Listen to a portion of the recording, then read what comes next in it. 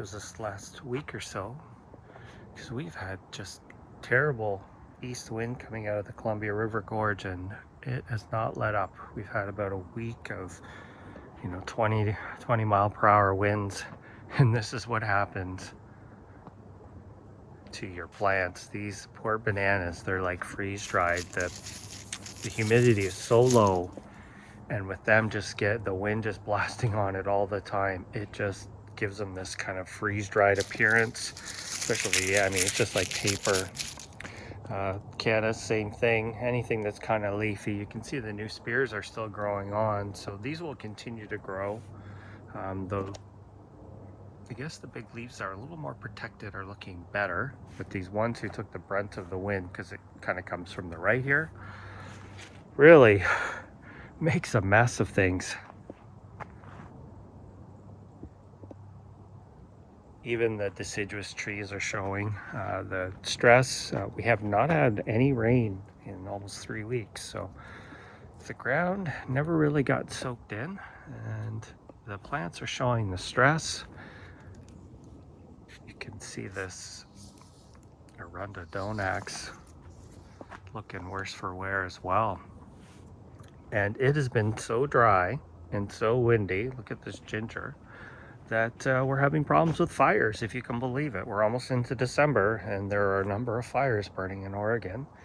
And yesterday, Washington County, which is one of the 3 counties that make up Portland, has instituted a burn ban. So kind of a crazy year, I'd say. There is some chance for rain in this coming week, and I sure hope we get it. Just there's one day, and I think towards the end of the week there might be another, so a little bit of rain wouldn't be bad. I've actually considered coming out here to water the plants, and I think that people would think that I am crazy. Look at my bamboo, it's all nice and yellow, showing a lot of drought stress because I haven't been watering.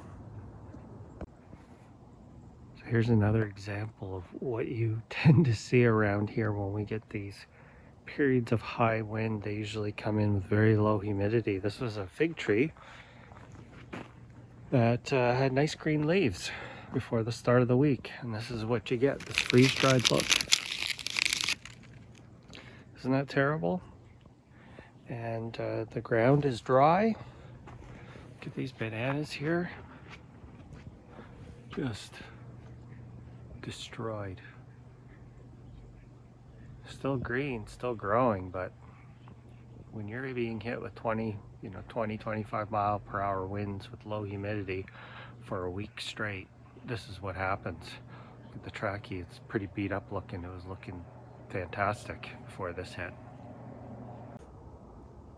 Right there, that's my indicator plant for dry conditions. It's a Rhododendron Sinogrande, big leaf rhodo, and I can tell you that whenever this thing starts to droop, that means everybody needs water.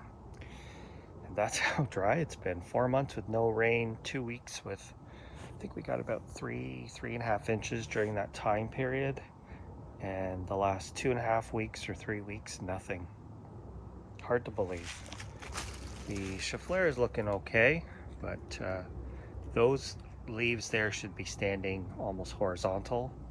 And because they're all drooping like that, that thing needs water. That means that this soil is dry, and this is actually one of the moister parts of my yard. So it's always good to have an indicator, but hard to believe heading into December, my plants need water.